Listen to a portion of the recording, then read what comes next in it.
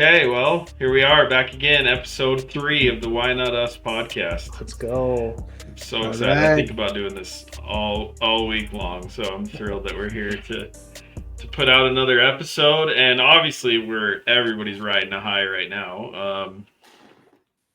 Yeah, 69-0 this week for BYU. We'll get to that later, but welcome back to episode 3. I want to say thanks again to everybody who has been interacting on Instagram, watching our videos on YouTube. Congrats to Braxton Baumforth out there getting the $100 Amazon gift card. So hopefully we'll do a few more of those in the future. We'll see what we can do. So be on the lookout for that on either YouTube or Instagram. But yeah, welcome back, Dad and Jace. I'm tired, man. Got home at like 2 o'clock last night, and traffic was bad. There was a wreck. Should have been. Yes, home at there like 1, was. but Yeah, I heard about the wreck. Thankfully, we Traffic stayed. was gnarly.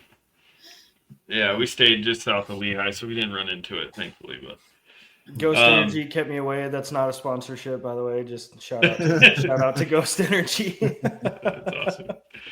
Well, good deal. Well, I think let's go right into it. BYU, Portland State, first game of the season.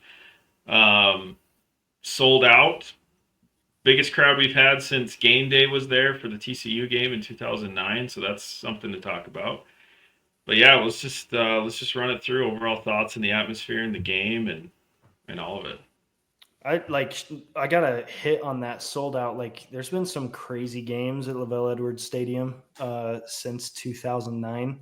For us to sell out against an FCS opponent just goes to show that I think BYU fans are extremely excited for this season, myself included. I mean, and you guys too. We were all there, right, for an FCS opponent, and nobody really left until maybe like 5 minutes left in the game. I was pretty impressed with that. It was packed the whole game. It was crazy. Yeah, I agree 100%. Shout out to the Coug fans, man. Yes. No, I was going to say, I kept looking around waiting for everyone to start leaving, and honestly, it didn't happen until maybe 3 minutes left in the game. Everybody hung out quite a long time. But just goes to show we're not the only crazy BYU fans out there. I don't say crazy. It's just expectations. That's I think that's the key word, expectations. So, but it's the Big 12, baby. Yeah, no, seriously. Well, I'll run through a few stats here and just chime in on some of these. So obviously we got the sold out crowd. We have Will Farron with the record field goal, 56 yards, school record. We had Portland State was held to 51 total yards offense. That includes -5 rushing yards, which is like video game numbers. We had 460 rushing yards and 600 yards of total offense. Yeah. I'm just going down the list here. We got 5 touchdowns for Bear. He had 16 pass or rush attempts and scored 5 touchdowns. Wild. In a half. Yeah, he only played a half a game of football. Yes, exactly. So, Portland State had 7 total yards in the second half. And I'll be the first to say it's Portland State, right? But I was watching Locked On Big 12, and he made a good point. When you play an FCS opponent, you can either be a Kansas State or you can be a BYU. And what that proves to the country is whether or not you suck. And so, it sets the floor. Like, your ceiling isn't going to change based on this game. You're not going in and winning this game like you did and saying, oh my gosh, we've arrived. But you are setting the floor for yourself and the country on what to expect from this football team. And to come out and do what BYU did, and ultimately, I'll even say just a half of football. Because after the first half, our second and third string was in the game. So you can't even really base the stats that much on what this football team is capable of, because they only played a half of football. And so to have the ones in for an entire quarter or an entire game, is going to be crazy next week. Like, crazy, in my opinion. Yeah. I agree. Well, you go back to the Portland State game. What was it, 6 or 7 years ago, when we won 20-6, and everybody's like, "Oh my gosh, are we that bad, or did we just, you know?" Anyway, so where I'm going with that is if you're going to be a great team, this is how you should handle an FCS opponent. And that's, we knew we were going to beat him. It's just, but the penalties were very few. Second and third team had some penalties. But for that first half, I think we had one penalty with our first string out there on Just offense the and targeting defense. call, So yeah. that's that's what I was looking for. Is was it a clean game? How did we play? Because you knew we were going to win, but we wanted to look good. When I say that, clean, crisp, run the offense, defense. The first 6 minutes were kind of blasé, but once that got, man, we looked good after the first 6 minutes. And Gordon, to your point, that year that we didn't beat Portland State that well was not a good year for BYU football. Like, we struggled that whole season. It set the precedence for it, right? And so that's kind of like what I was highlighting on. Is this set the tone for what we expect at the very minimum from this BYU football team? And it is that we are good. We're good. To do what they did, I don't care who the opponent is incredible. Yeah, no, I agree with 100%. Like my dad mentioned, the first 10 minutes of the game almost, I was a little concerned. I mean, it was 0-0. We had one offensive possession until about 6 minutes left in the first quarter. So that was a little bit worrisome, because what I wanted to get most out of this game was, like I said while we were talking during the game, is I want Bear to get reps, period. Right. Get passing reps in game. And so that, having 3 or 4 plays for the first quarter was a little bit tough. But obviously the field goal kick return for the touchdown, or the field goal block return for the touchdown, kind of jump started everything. And then, 49 points and a half is insane. So just like you guys said, I mean, that was the expectation. I don't know that I expected to win 69-0, but I expected a blowout. And anyway, so just super impressed about that. I mean, I'm sure everybody will be talking about this too, so we'll touch on it as well. But just overall thoughts with Bear in the first half, what we saw out of him. What did you guys see there? I thought he played really well. I mean, I thought the first series he didn't do too bad, and then we didn't get back on the field. But it seems like he settled in. Seems like he has a good grasp of the offense. It was very vanilla what we ran, by design. So I was listening to the post game, and they were talking about it, the guys there, and they're like, they didn't hardly even do any crossing routes or any complex pass routes or anything. And I don't think that's because Bear can't do it. I think it's because they're like, we're not going to show you anything, Stanford or anybody else. But I thought he played great. He did what he needed to do. He came out, handled the game, handled the pressure, looked a little nervous at first, but I thought he settled in and looked really good. Yeah, I'm going to echo that. Just, you got first game jitters, first college football star. You're going to have some, you're going to have some mistakes. What I really, really, really liked about him, though, is his decision making was so fast. He did have some rollouts where he was looking, but that's the purpose of a rollout, is to give you some more time for that route to develop. But in the times that he just dropped back and threw the ball, in the post game, they're like, did you even get touched? And that's a credit to the O-line, first of all, but also a huge credit to Bear for just being super fast and precise on his decisions. And then his throws were crisp, tight spirals in the chest. Had maybe 1 or 2 that were a little behind, but you kind of expect that. But to Gordon's point, you're not going to open up the playbook when you can almost run 500 yards on a team. Like, you're just not. Well, and I think Bear had 11 pass attempts. I mean, after so many, after you run the ball so well, it's hard not to just hand the ball off. I mean, we had 460 yards rushing. That's just, that is insanity. That's so much. So many. But you watch the game, and after halfway through the second quarter, I don't think we passed the ball more than 4 more times. So I was happy. Just same thing you guys all said. He looked really good. The play that I thought made me the most hopeful and excited to see him as a player was In the red zone, there was a rollout pass where he visibly went through his progression. Check 1, check 2, check 3, nothing there, then scrambles for the touchdown. Love to see that. Instead of rolling out and going default, I'm going to run because I'm rolling out. You could see him go check, check, check, nothing open, now I'm running. And like to Jason's point, he's going through his progression quick enough that the running lanes are still there by the time he's decided to go, but he's looked the defense off before then. So yeah, one comment I will make is kind of a team as general here, but there was comments made by some sports analysis about where our explosive play is going to come from, and they were talking passing game. I would counter that by saying our explosive plays could be our run game.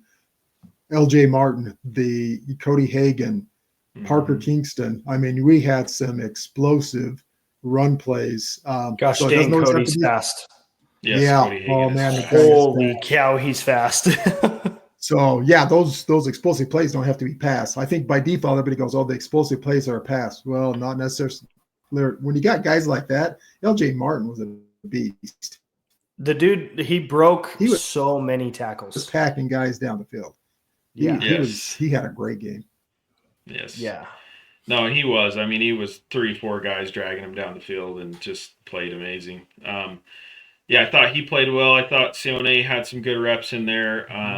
Cody Hagan was super impressive, obviously. So, yeah, offense looks good. I think the running game is going to be incredible this year, which is what bodes well for Bear to set up the pass into the, right into the when we're playing some tougher teams that we can't run on every down. But I would have loved to have seen him in the third quarter. How do you guys feel about that? Agreed. Yep. Wish kind of bummed, reps. Honestly. Coach made a comment about it, as far as like he wanted to be Lavelle Edwards and not run up the score and all that stuff and give the backup some reps. And I get that, but where you've got a true freshman quarterback starting for you, you have 4 or 5 games is all to get him ready for a gauntlet of a back half schedule. You've got to give him as much playing time as humanly possible. I agree. Tough. So yeah, I throw the counter argument to that is, so you put him back out there and he gets dinged or injured in a game that you're up 49-0. So, it's the pro and con. He needs the reps. I agree 100%. He needs the reps, but man, everybody, can you imagine if he would have got hurt in the second half? Kalani's head would be on a chopping block. Exactly. Yeah. It's a tough spot to be in. It's valid. No, that's a valid point. But do want to shout out the second team, though. I mean, we talk about trying not to run up the score. We put the second, third, fourth string in trying to, take it easy, and we scored 20 more points in the second half. So, shout out to the 4 quarterbacks playing in this game. And seriously, I mean, we saw some guys on defense and kickoff that are on the scout team. They're trying to maintain red shirts because I mean, local kid from Rigby, the name escapes me, but he is on the scout team and showed up on kickoff there in the fourth quarter. So shout out to him. Anyway, so yeah, great game. Enough can't be said about how well we looked. No. Defense was incredible. So I expect nothing less moving into a better opponent with Stanford. I don't see any reason why our defense isn't just as stout, and it'll translate over. So we'll kind of use that to segue into Stanford coming up the next week. Played week 0, lost to Hawaii on a last-second field goal out in Hawaii. New coaching staff, which is part of the reason why Bear is now at BYU. So they're coming off a bye. Coming to Provo, 8:15 kickoff on a team that just went 69-0 and a sellout crowd. So, yeah, what's Stanford got in store for them? It's tough not to go in with the expectation too high, right? Like now we're moving into, okay, you got Stanford. They're not Portland State, so you want to give them some respect, but knowing what we know as far as how they played against Hawaii and their program in general has just kind of been in shambles. You got new coaching staff. It's hard not to go in thinking that we should win that game by 30 plus points. And and do it in a really fashionable way. And I don't think our defense showed much either.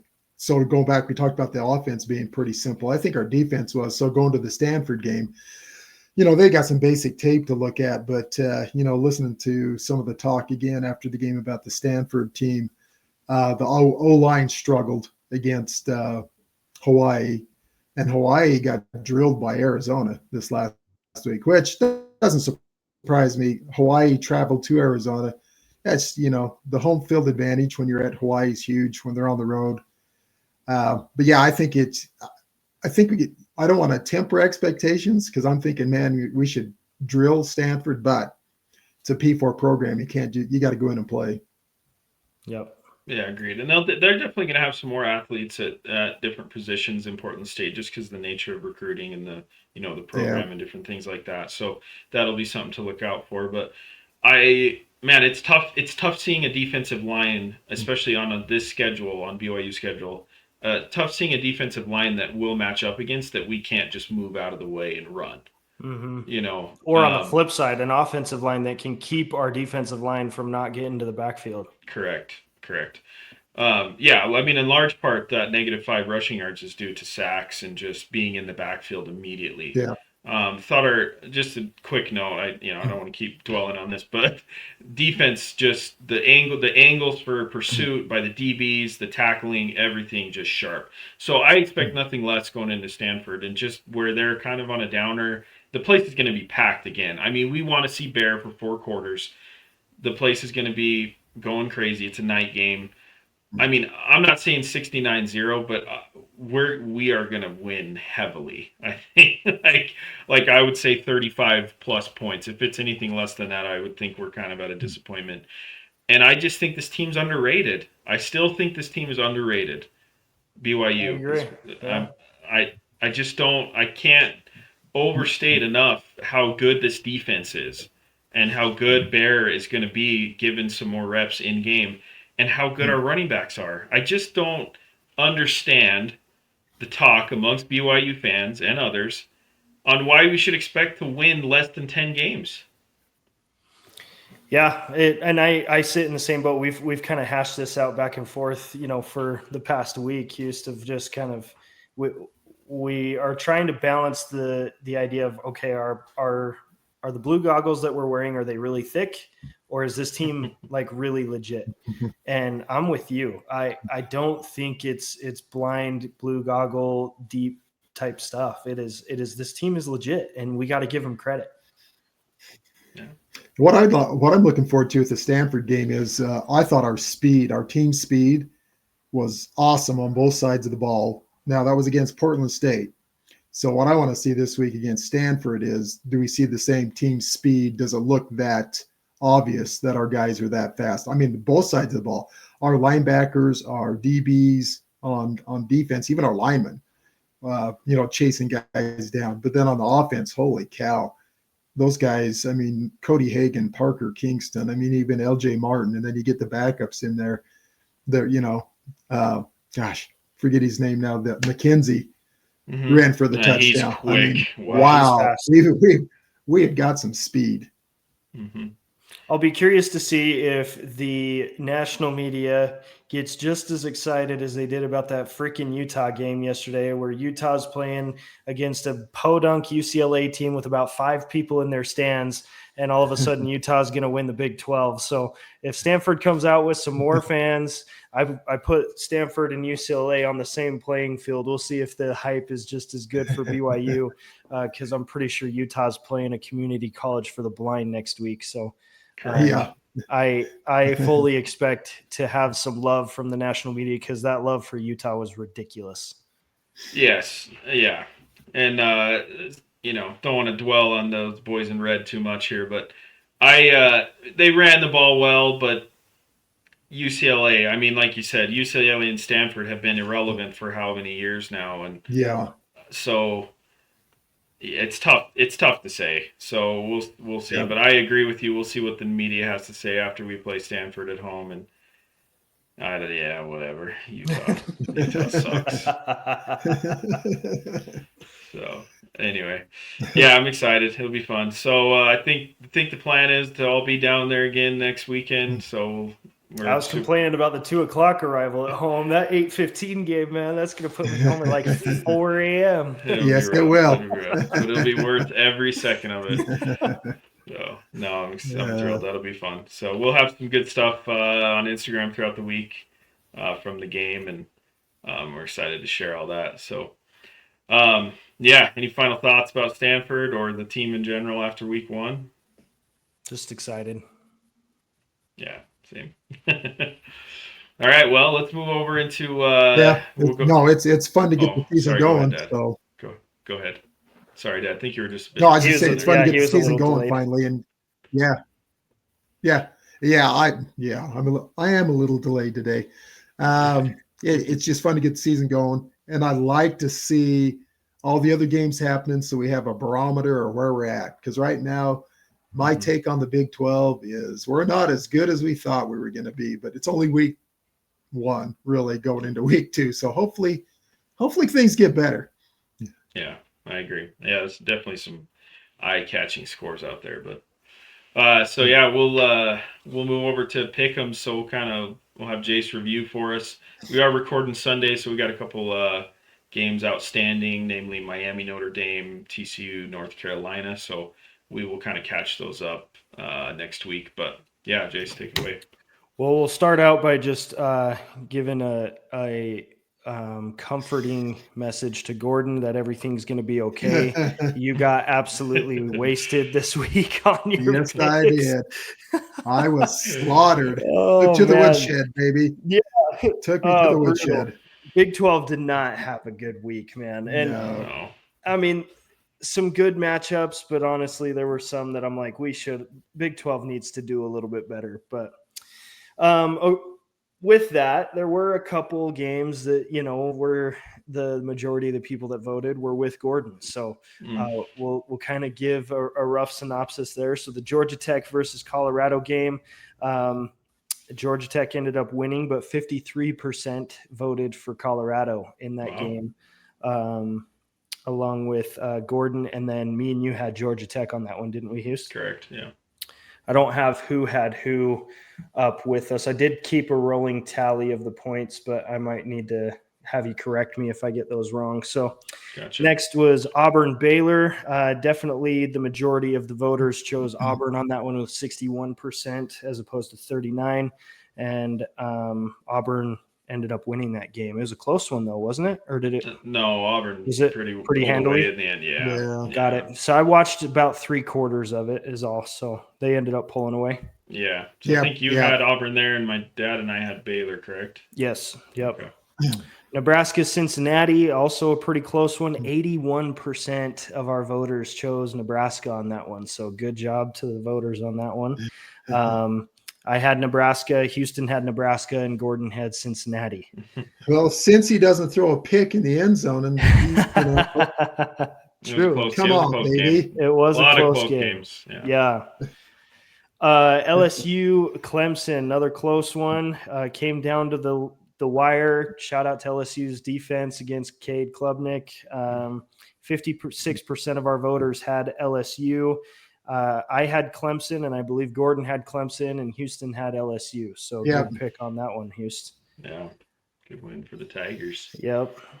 So Notre Dame, Miami, to be determined today. Should be a pretty solid game. So looking forward to watching that one. Texas, Ohio State. What a freaking bummer. Pretty disappointed in Arch's performance. Even I gotta give some heat to Steve as well. Sark, play calling seemed very conservative. I don't know if that's because he had to because of Ohio State's defense, but just little iffy on the play calling too, in my opinion. Just not letting Arch really sling it. I don't know. What's your thoughts on that? Yeah, I didn't think that they opened the playbook very much. Although I will say Ohio State's defensive coordinator this year is incredible, Solid. And they are potentially one of the best defenses in the country. So solid team. It's tough. Hold number 1 to 7 points is pretty impressive. And I mean, our fan base got roasted on that one. 88% had Texas winning that game along with us, and Ohio State ran away with it. So congrats to Ohio State. Horns down on that one. Yeah, seriously. Okay, Ball State and Purdue. This is Gordon's underdog pick, I believe. Gordon, they did not cover the spread, unfortunately. Not even Purdue. close. Yeah, they Purdue handled business on that one. They got roasted. Nevada at Penn State, they did cover the spread. But the spread again was 44 freaking points. So not that hard to cover a spread of that magnitude, but I did receive a point for getting that. 25% of our voters said that Nevada would cover the spread. 6%, I don't know who the gutsy one was that voted that Nevada would win it altogether. And then everybody had Penn State winning outright at 69%. And then with Houston's underdog pick, Hawaii versus Arizona, they also did not cover the spread. They got destroyed 40-0. Yeah, Arizona handled business there. 71% of our voters chose Arizona to win, and only 14% with Hawaii covering the spread. So with that, our totals after that week, not counting the 2 games, we still have TCU, North Carolina, and then Miami, Notre Dame. We have Jace at a total of 7 points, Houston at a total of 6 points, and Gordon getting no points so far. Still have to wait to see what happens with TCU and all that. But Gordon's sitting at 4 points still. From first to worst. First to worst. Last. 1 week. Good week to pick against the Big 12. Yes. Shout out Big 12. Good week to pick against them. It definitely, it was a wild Big 12 week. Yeah, you're either a champ or a chump, and I was a chump. That's all right. Surprised how, because to Gordon's point, though, a lot of his picks were based off of home field advantage, and got to give some credit to these teams coming out and winning at big away games. I mean, especially you got Georgia Tech coming to Colorado. That's a huge one. A big win. You can't you can't underestimate or understate that. That's a big deal. For sure. So. Well, let's roll right into this week's picks. We got some more Big 12 matchups and some other games in there. So, Dad, I'll give it to you and you read them off to us, and we'll give our picks for this week. Heck yeah! I must be kind of psycho, but our first one is Baylor at SMU, and the reason I say that is I'm still going to go with Baylor. He's a Big 12 ride or die, man. I don't know that Baylor is that bad of a team, and SMU, they could be a good team. They're ranked 16 based on last year, and preseason rankings are bunk. So SMU might get them, but I don't think Baylor is that bad. I think Auburn has actually got a better team than they've had in like 4 or 5 years. So kudos to Auburn. Yeah. Yeah. Go ahead, Jace. I've got SMU in this one. Just really impressed with how good they were last year. I know I'm not saying that just because we beat them. I think that throughout the year, a lot of the argument for them being in the college football playoff was that they got better over the course of the year. And a lot of arguments were that if BYU and SMU played again, SMU would have taken it. So they just progressed to become a really good team going into late last year. And so I think that they continue that momentum, and I think they're in for a really good season. So I got SMU in this one. Yeah, I'm going to take SMU as well. A little bit of a rivalry amongst the Baptist schools down there. Methodist Baptist schools. So yes. I'm going to go SMU at home. So. All right. Well, there's one I can pick up on both of you this week. So. There we go. Arizona State at Mississippi State. And I'm going to go with Arizona State. And here's the reason why. Arizona State has been playing pretty darn good football last year, and in the first game this year, they again looked pretty good. And I'm putting my money where my mouth is that I think the Big 12 is better than the bottom half of the SEC, and Mississippi State I think is in the bottom half of the SEC. So I'm putting my money where my mouth is and go with Arizona State. I am also going Arizona State. They didn't play anybody great this week, but their running game looked good. It's definitely not Cam Scatterbo-esque, but where they have a decent running game. I think that they haven't lost anything offensively too bad as per Boise State like they did. I don't think it's going to be that drastic of a change for them. So I still think they're a great team. I think that they're going to roll over Mississippi State pretty handily. Interesting. I'm going to take Mississippi State on this one. Yeah, Sam Levitt's a good quarterback. Maybe I just hate Arizona State, but I think I was not impressed with them against Northern Arizona. Was not impressed at all. So I think going down there playing in Mississippi, I give the nod to the home team. It's not my underdog pick this week, but I'm going to take Mississippi. There you go.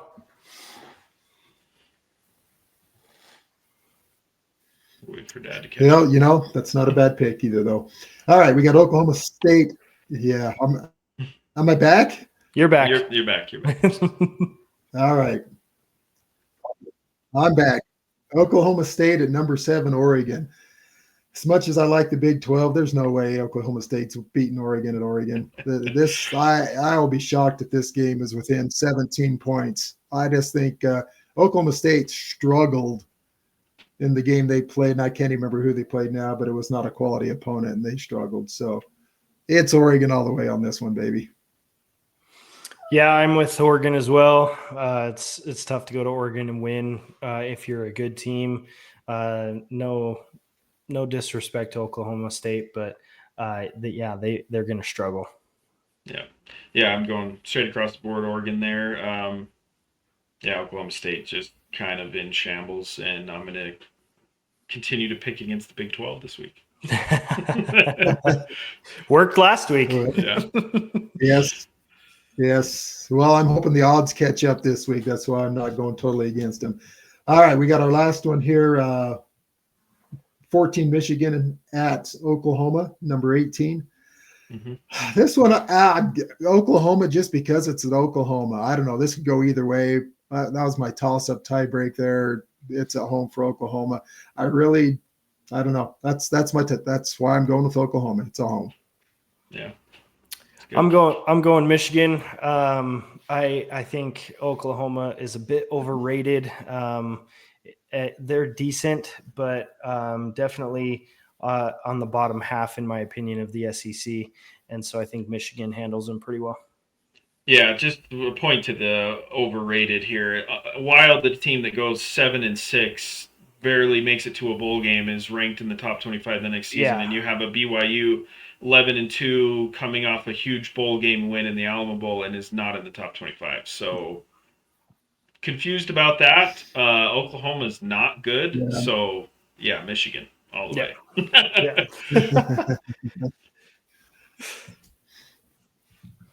All right. Underdogs. Yep. Let's go to the dogs. So okay, start us off, Dad. So my dog this week is I've got Utah State at Texas A&M. Texas A&M's favorite. Texas A&M is a 29.5 favorite. I'm not saying Utah State wins that game. I'm saying Utah State covers the spread. I think they're going to be closer than 30 points. Love it. I like it. And for those of you who are wondering how these points are tallied in the underdog, so if we pick someone to cover the spread, that equals 1 point for that week. If they do, if you pick the underdog to win outright, it counts as 2. And so in light of that, moving into my pick, I am going all in on USF to win against Florida. Okay. I think that USF is going to come off a pretty big high win against Boise State. They got momentum on their side. They're going into a rivalry game against Florida, and I think they come out on top. That's bold. That's a bold pick. I like it. I'm not taking a game that appears to be an underdog game, but I just think the spread is crazy on this. So I've got Kansas at Missouri. I'm going Kansas to win that outright. Missouri's 6.5 point favorite. Like what I'm seeing from Kansas. Missouri's been the last little while. So I think Kansas covers and wins that game. So I'm going Kansas to beat Missouri. And that could happen. If I'm not mistaken, I thought I saw somewhere that Missouri's quarterback was injured and would not be playing. Yep. So, That's a good pick. That's a good pick then, Houston. Yep. Okay, well, let's just so we'll have those up on Instagram.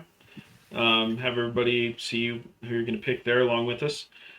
So real quick, Jace, let's just get a tally of the top 3 so we can get our order, and then we'll move into our top 3 snake draft, which will be top 3 stadiums and atmospheres in college football. But first, we'll get a recap from last week and then see which order we're going in. Yeah, so last week we had the top 3 most impactful BYU players. I had Isaiah Glasker, LJ Martin, and Will Ferrin. Houston had Tanner Wall, Keanu Tanavasa, and Bear Bachmeyer. Gordon had Carson Ryan, Chase Roberts, and Jack Kelly. I took the lead with I would just like to point out. Vote. I would just like to point out that the 3 guys on my list all scored touchdowns. I know. I literally voted for Gordon on this. I was like, gosh, dang, that's a good pick. Like, I actually voted for Gordon on this one because of the game. But a last second vote gave me the lead. So I had 50% of the votes with me, 40% with Gordon, and Houston sitting at 10% on the snake draft pick. With Bear, 10%. That's right. With Bear. It's wild. Tough. All right. Well, so we'll go, Jace. Which slot you want to go in? I got to go first on this one. Okay, Dad. You want to go second or third? I'm good either. I'll go third. You go second. Okay. I'll take 2. Okay, we're going top 3 college football stadium / atmosphere. So we'll go Jace, then me, then Dad, and we'll wrap it back around. And so I think there's a clear 1 and 2. So it's kind of a toss up for me, but I'm going to go the whiteout game at Penn State. Yeah. I think that's iconic, and it's got to be, in my opinion, it's got to be a bucket list for a college football fanatic. That would be an insane game to go to. Yeah, that was going to be my pick if it got to me for sure. I think that's clear number 1. Number 2, maybe I could probably get this one later, but I'm going to go and take Virginia Tech, Enter Sandman. Oof. So good, man. Pretty awesome. So I'm going to go Virginia Tech. Yep. Oh, there's a lot of good ones up there. I think I'm going to go with I think I'm going to go with LSU, Tiger Stadium, Death Valley. Yeah, play night games there, and they are pretty incredible. And that stadium is huge. Yes. I got to be honest, I'm surprised Houston didn't take that one. That was, in my opinion, clear second. Yeah, well, that's good. That's a really good pick. And since I get to go again, I'm going to go with Oregon, Autzen Stadium in Oregon. That place is loud, and that home field advantage is huge. That's a great environment for college football. Yeah. Man, I'm maybe going off the beaten path here. I feel like these are probably not on anybody's list here. Haven't been relevant for a while, but maybe this year after a huge win week 1, I'm going to go Florida State and the Tomahawk Chop. Okay. So, that's a good one. Give me Florida State. I like it. I mean, you hear it on the freaking radio or on the broadcast all game long. The band is just going. I don't know how people don't have a massive headache after just doing that all freaking game. Yeah. But that's a great pick. Okay, I'm gonna go Clemson. The run down the hill. They call it the best 25-second pregame in college football. And then it's cliche. I got to go Lavelle Edwards Stadium for my last pick. I know it's biased. I'm going to take heat for it. It's probably not in everybody's top, but if you have not been to a night game at Lavelle Edwards Stadium and witnessed that fourth quarter tradition, it is absolutely insane. It is incredible. I think it's not on the list because people don't know about it. Agreed. Yeah. It's a good pick though. I like it. Man, third, I'm gonna go. Yeah, this is way off the path here. So I'm actually gonna go kind of specific. I'm gonna go West Virginia Pitt at West Virginia. Okay. And shout out to the song and the line in there that is eat I think that's one of the greatest lines in a football rivalry right there. We got a little Sweet Caroline into that, so give me that, West Virginia and Pitt. Very nice. Well, I'm going to go with, since all those other ones have been taken, I'm going to go back to Texas with Texas A&M at Kyle Field with the 12th man. That one is, all you have to say is the 12th man, and you know what it is. So, all those cadets there, baby, they get rowdy. I will most likely be taking third here this week again. You had some bold picks there. Come on, though, we need some ball knowers out there to get watching our stuff. That's right. Heck yeah. So you Virginia Tech, West Virginia, Pitt, and what? Florida State, the there tomahawk we go. chop. Thank you. Florida State. Florida State, baby. Okay, so to recap, Gordon has Oregon, LSU, and Texas. Houston has Virginia Tech, West Virginia, Pitt. Texas A&M. A&M. Okay, thank you. A&M, baby. Texas A&M, and then Houston has Virginia Tech, West Virginia, Pitt in specific, and then Florida State. And then I have Penn State, the whiteout, Clemson, and then Lavelle Edwards Stadium at BYU. Nice. So, some good picks. Yeah, I'm gonna have to take myself out of a hole to get a first pick here in the next few weeks because you're gonna have to have some ball knowers to pick yours, Houston. Unfortunately, Virginia Tech. The Sandman one's honestly one of my favorites. I agree. It's pretty sick. If you haven't seen a video of that, that's a good. We're pick. Definitely going to share that one on social because that one's freaking insane. Yeah, it's phenomenal. Surprised no one chose Tennessee or Michigan, Ohio State. Michigan, you can Bama. There's a lot of big Georgia stadiums. Yeah. Big time. The Gators, the Swamp. The Swamp would be insane. A lot of ones that should have made the list probably, but that Tennessee when they did the blackout game last year is probably one of the coolest videos I've seen as well. Yeah, that was awesome. That one was sweet. Yeah, but good picks, fellas. Yep, we'll see how it goes. So, so look out for all that on the Instagram. We'll have the top 3 up, snake draft to be voted on. That will come out Wednesday, I believe, on the same day as the episode, and then look out for the Pick Ems closer to the weekend. Good episode, fellas. Glad to be back for another episode, and looking forward to being at the game again Saturday against Stanford and having another W. That'll be a fun one to talk about next week. Let's go. Absolutely. Okay, well, thanks again, guys. Everybody, please take some time to subscribe on our YouTube, follow us on Instagram. Every Wednesday, we put out another episode. So thanks again for watching and tuning in.